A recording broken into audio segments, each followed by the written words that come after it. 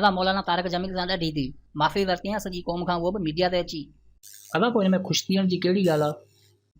हा साईं, तूं त 5 वक़्त निमाज़ पढ़ंदो आहीं, पर जो अॼु मौलाना जी तोखे ॾुखी लॻी वई। अदा हिते ॻाल्हि निमाज़ जी या मौलाना जी नाहे, ॻाल्हि उसूल जी आहे, इंसाफ़ जी आहे। नज़रियाती इख़्तिलाफ़ पंहिंजी जॻह ते, पर जेका हक़ीक़त आहे तंहिंखे बयानु करणो आहे। मौलाना तारक जमील जे केतिरनि ई ॻाल्हियुनि में आउं पाण इख़्तिलाफ़ रखां थो, पर इन जो मतिलबु इहो नाहे त आउं मौलाना जी ज़ातियात खे टच कयां या उन जे ज़मीर खे ॾुखोयां। ज़ातियात वरी कहिड़ी? मौलाना पूरी क़ौम ऐं मीडिया खे बेईमान कूड़ो चयो ऐं इमरान ख़ान खे ईमानदार चयो। छा मौलाना इहो सही कयो? अदा हक़ीक़त खे सम्झण या सम्झाइण लाइ पहिरीं मौलाना जो ही बयानु ॿुधो। सिद्क़ हदीसन, हमेशा सच बोलना, झूठ ना बोलना। मुझे बताएं, सारे ये एंकर्स बैठे हैं, सारे हमारे वज़ीर आज़म बैठे हुए हैं, हम कितना झूठ बोल रहे हैं। अल्लाह से रोने धोने वाले हैं, मांगने वाले हैं, लेकिन 22 करोड़ लोगों में सच्चे कितने हैं?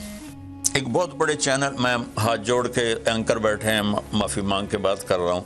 एक बहुत बड़े चैनल के मालिक ने मुझसे कहा कोई नसीहत करे। मैंने कहा चैनल से झूठ ख़त्म कर दो।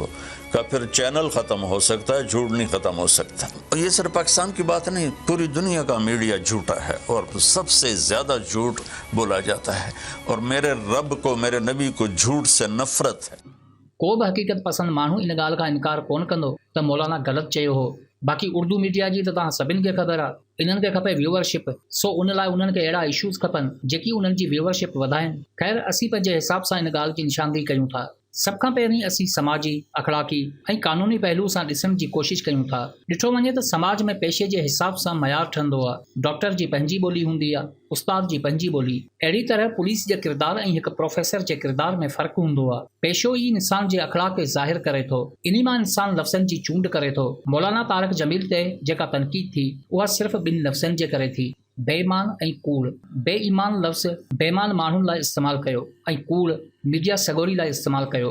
जे अखलाक जे दायरे खे ॾिसूं त इहे 2 लफ़्ज़ क़ुर में बि मौजूदु आहिनि। हिकु आलम दीन जॾहिं मुआशिरे में हलंदड़ बुराइनि ते तनक़ीद कंदो त ज़ाहिर आहे हू असां वगै़रह गारियूं त कोन ॾींदो, हू उहे लफ़्ज़ इस्तेमालु कंदो जेकी अखलाक जे दायरे में अचनि था।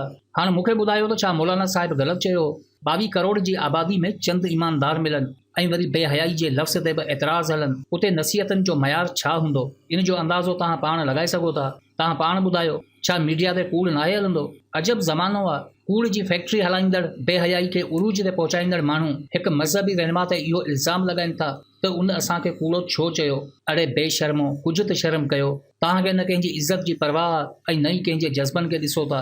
ॾोहारी पाण आहियो, मयारी वरी ॿियनि खे कयो था। तव्हां हमेशह क़ौम जे जज़्बातनि ते पंहिंजो कारोबार कयो आहे, तहसब पैदा करे पंहिंजी TRP वधाई आहे। ही उहे नमक हराम आहिनि जेकी पंहिंजी धरती सां बि वेर रखनि था। उते हिकु मौलाना जी कहिड़ी हैसियत आहे? अदा तूं वरी कॾहिं खां मज़हबी थियो आहीं?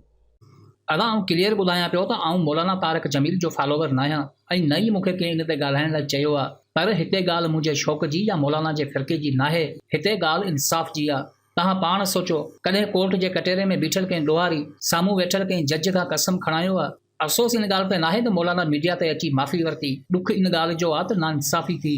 हिकु अहिड़े इंसान जो मीडिया ट्रायल कयो वियो जंहिं कॾहिं बि कंहिं सियासी धरणे में शिरकत न कई, कॾहिं को रोड ब्लॉक न कयो, फ़िरक़े जे बुनियाद ते कॾहिं नफ़रत पैदा न कई, हमेशह प्यार मोहबत ऐं अमन जो पैगाम ॾिनो। पोइ बि जेकॾहिं असीं कुझु ॻाल्हियुनि में इख़्तिलाफ़ रखूं था त इहो असांजो हक़ आहे, पर ईअं कंहिंजी बेइज़ती करणु बिल्कुलु ग़लति आहे। असीं पाण नशे में धोतो हुजूं ऐं माण्हुनि खे चऊं त शराब पीअणु हराम आहे। छा इहा ॻाल्हि अक़ल जे बुनियाद ते अचे थी? हिते हिकु मोज़र शख़्स ते उहे माण्हू इल्ज़ाम लॻाइनि था जिन हमेशह कूड़ ऐं बेहयाई खे प्रोमोट कयो आहे। जेकॾहिं तव्हां वटि ग़लती जी सज़ा माफ़ी घुरणु आहे त पोइ हामिद मीर साहिब तव्हां पंहिंजूं ग़लतियूं बि ॾिसो। मौलाना साहिब तव्हांखे कूड़ो चयो त तव्हांखे बाहि लॻी वई, पर तव्हां जेको हर रोज़ सिंधी क़ौम जे जज़्बनि सां खेॾी पंहिंजा प्रोग्राम हलायो था, उन जी माफ़ी केरु वठंदो? सिंध जी दिलि कराची खे सिंध खां अलॻि कोठियो था, हिकु तहज़ीब याफ़्ता क़ौम खे जाहिल चओ था, इन जी माफ़ी केरु वठंदो?